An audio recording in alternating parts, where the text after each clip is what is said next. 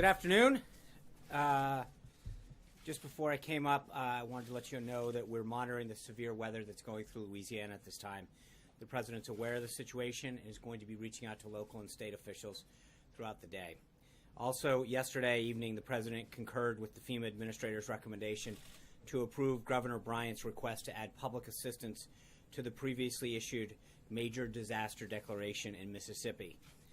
Per the Governor's request, public assistance will be added for 3 counties, Forest, Lamar, and Perry. Yesterday, the President had an amazing day at MacDill Air Force Base, where we met with leaders of both Southern Command, Special Operations Command and Central Command, and then had lunch with enlisted service members, thanking them for their service and hearing the ideas that were on their mind. The President announced his intent to make historic financial investment in the armed forces of the United States, showing the entire world that America has the back of all those who stand in defense of freedom. As he has said many times before, the armed forces are at the very center of our fight against radical Islamic terrorism, and we must protect those who protect us.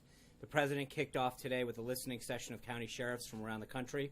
The President welcomed leaders from the National Sheriff's Association to the White House and pledged to work closely with all members of law enforcement to keep the American people safe.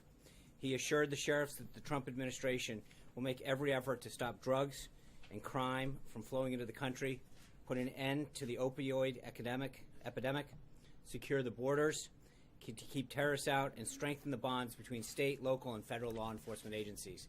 The sheriff thanks the President for what they described as his, quote, unprecedented level of support for law enforcement and offered their full backing of his border security and immigration policies. They expressed how encouraged they've been by the pro-law enforcement atmosphere that has swept the country in the wake of the President's victory. They also presented a letter on behalf of the National Sheriff's Association thanking the President for his, quote, recent show of support for law enforcement, specifically on immigration and border security issues, end quote, and commending the President's 2 executive orders for taking, quote, significant steps to enhancing public safety. The group engaged in a wide-ranging discussion about the issues facing law enforcement, which the sheriff said was an opportunity they hadn't been given under the previous administration. The sheriffs closed the meeting by thanking the President for defending the rule of law, and the President took them in the Oval Office to honor them and to show his appreciation for their outstanding work they do to keep our community safe. A list of the attendees is available for those who are interested. After that meeting, the President held another listening session on how to best fix the VA. It's a top priority for the President and this administration to ensure that veterans get the care they need when and where they need it. Tragically, many of our veterans are being failed by a system that does not work. This administration will reform and modernize the VA under the leadership of Dr. Shulkin, creating a culture of accountability that puts our veterans first. The President welcomed the group to the Roosevelt Room and expressed his intention to take whatever steps are necessary to improve health care access and quality for our heroic veterans. Ms. Tiffany Smiley, the wife of a veteran who was blinded by an IED, detailed her family's difficulty and experience with the VA's healthcare system and offered suggestions to how it could be improved. The President, VA Secretary-designate Dr. Shulkin, and a group of healthcare experts and veterans advocates, including Ike and Laura Polmetter, engaged in a wide-ranging discussion on reforming the VA so that the needs of veterans come first. The experts discussed private sector solutions and innovations that could be used to improve the VA. The President praised the Secretary-designate for his commitment to veterans and thanked the group for their willingness to serve and do what was best for our veterans. The plan to meet on a regular basis to discuss their collective efforts to improve the VA and its healthcare system. Also this afternoon, the Vice President had a big day on Capitol Hill where he cast a historic deciding vote for Secretary of Education Betsy DeVos. The President believes strongly that our nation's success depends on education of our students, and Betsy DeVos has devoted nearly 3 decades of her time and talent to promoting educational opportunity. As Secretary, she will ensure that every student has access to a good school, whether it's public, private, parochial, charter, or any other kind. The fact that we had to get to the point where the Vice President had to be pulled in to overcome the Democrats' historic and partisan logjam of the President's qualified nominee is another glaring reminder of the unprecedented obstruction that Senate Democrats have engaged in throughout this process. The American people sent a strong message when they elected President Trump in November. They're fed up with business as usual in Washington. Democrats in the Senate should expect that voters will remember how they stood in the way of the President enacting an agenda that put him into office. Last week, I noted the president had a fair amount of cabinet-level appointees awaiting a full vote by the Senate. We're looking forward to seeing more of the president's pick to lead agencies and departments confirmed in the upcoming week, despite these childish tactics of the Democrats in the Senate, who would rather keep the failed status quo than allowing to put the president's people in place. Also on the Hill today, Judge Gorsuch continues a full week of meetings with Republican and Democratic senators. Yesterday, he met with Senators Tester and Feinstein. Today, he will meet with Senators Sass, Schumer, Crapo, and Thune. The president is looking forward to a full hearing for the judge, followed by an up or down vote on this incredibly qualified nominee. At this moment, the president is meeting with Congressman Jason Chaffetz to discuss how to work together to enact his reform agenda. Later this afternoon, the president will meet with Secretary of State Tillerson.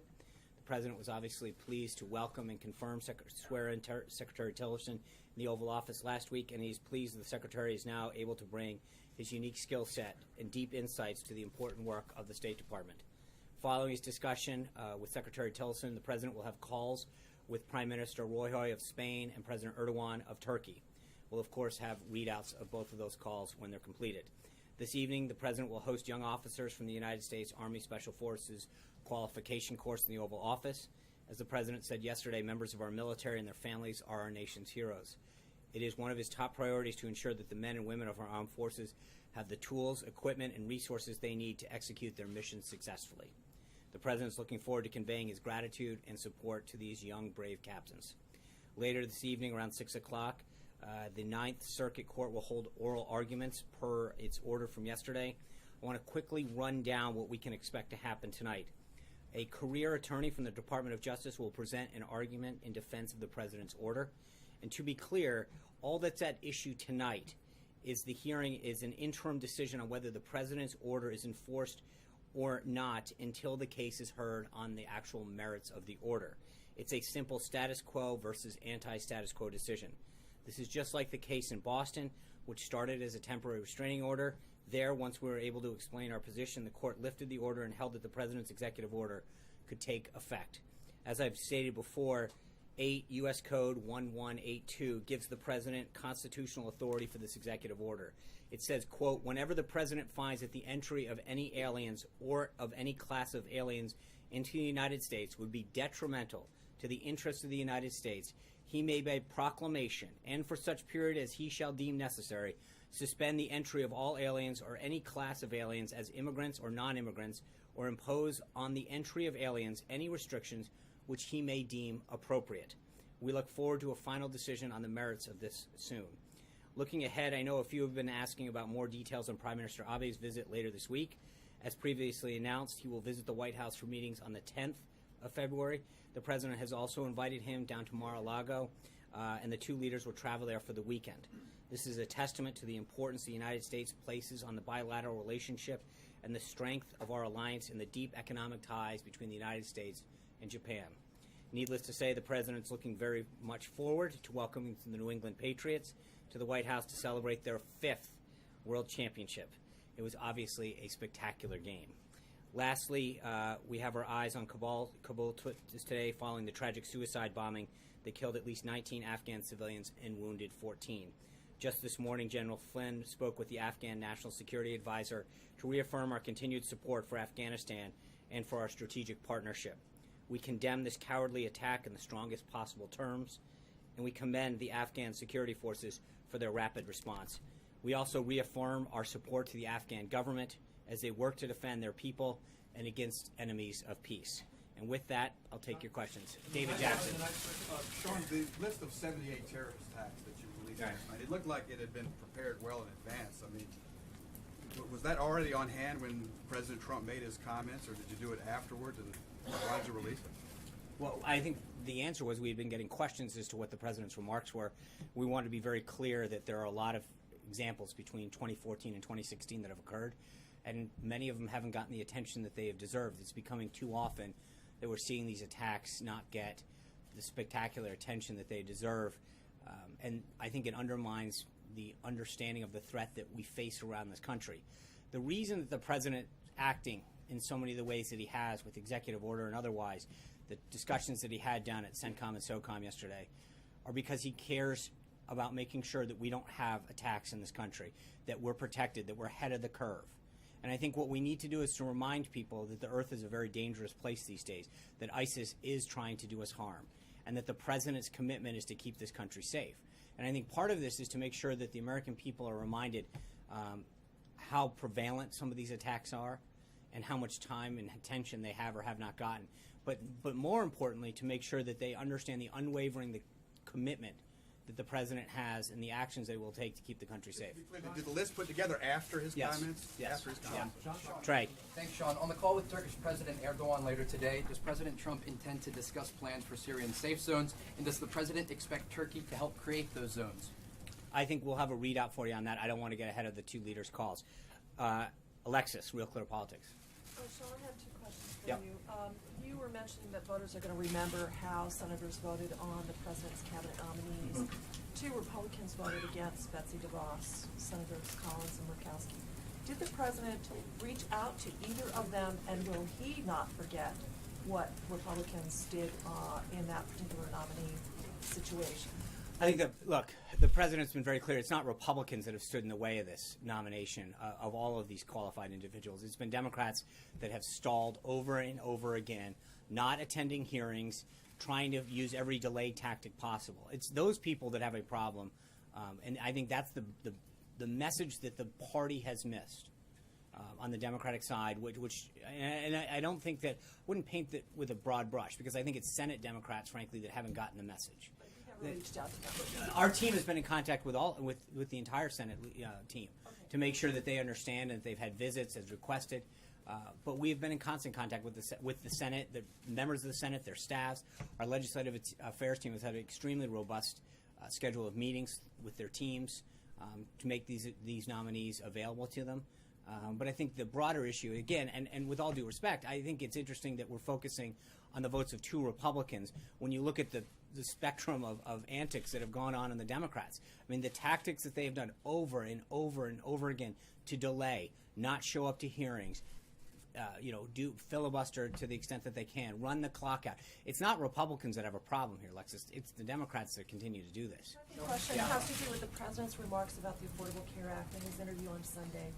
Because he indicated in his response in that interview that he thought that the repeal and replace was going to take longer, perhaps into 2018. Can you clarify whether he is frustrated about this, what he is doing about the timing? Because, of course, voters who sent him here were anticipating that this might move faster than he was conveying in the interview. Well, I think luckily, and you saw Speaker Ryan's comments earlier today, I think we can have this done legislatively sooner rather than later, but I think the implementation of a lot of the pieces may take a little bit longer. It's a big, big bill that the Democrats passed. As you recall, they told us we could read it after they passed it. We are now going through this to make sure that we do this in a very responsible way, to make sure that health care, which is so vital to so many Americans and their families, is preserved while we put a new system in place that both lowers costs and increases accessibility. But the president, I think, is very encouraged by the commitment and work that's going on the Hill to make sure that we get this thing replaced as quick as possible. Sean, what is Fred, your message Lucas, to Senator Fred. Trump? Thanks, Sean. One thing I actually follow up related to that. But Speaker Ryan has actually said, quoting with Obamacare, you can't quote, tinker about with the margins and repair it. You can't. It's a collapsing law. Do you agree with that? And that you can't build on what's already there? You have to get rid of the entire law? Well, I think what we're focused on is the end solution. And I think we've been very clear over and over again that the president's going to repeal and replace it. And that what Americans will get at the end of this is a health care solution that, as I've said before over and over again, is going to give them a lower cost health solution with more options. That's what they were promised in the first place. That's what we can give. And I think the president being able to approach this in the business-like manner that he's done so successfully in the past is going to ensure that he negotiates prices, that we look at those business-like practices, force competition among states and other things that will help lower costs once and for all and provide that competition. On Iran sanctions, does the president have any concerns about the fact that Adam Zubin is the acting Treasury Secretary in terms of implementing those sanctions? No, we implemented them. They went off without a hitch. John Decker. Thanks a lot, Sean. As you know, the president spoke over the weekend on Twitter and criticized the federal judge appointed by George W. Bush, who imposed that nationwide restraining order. He called him a so-called judge. Is the president, as it relates to the arguments, and I know you're confident, but the arguments that will be presented this evening, is he prepared to accept an adverse ruling by the Ninth Circuit Court of Appeals? Well, there's no question the president respects the judicial branch and its ruling, but I think that there's no way, I just read off the U.S. Code on that, I don't think there's any other way that you can interpret that, that the president has the discretion to do what's necessary to keep this country safe. And I think that's his concern, frankly, right now, is that when the law is such as it is, that anyone could interpret that any other way. I think he feels confident, just like in the ruling in Boston, that we're going to prevail on this on the merits of the case because it is done so in a very lawful way. Catherine. Will the administration take a position on the Israeli legislation to retroactively legalize the thousands of West Bank settlements? Last week, obviously, you said that building a settlements may not be helpful. I think, as I mentioned last week, I don't want to get too far ahead of this, but Prime Minister Netanyahu will be here on the 15th. I think that'll be obviously a topic of discussion right now.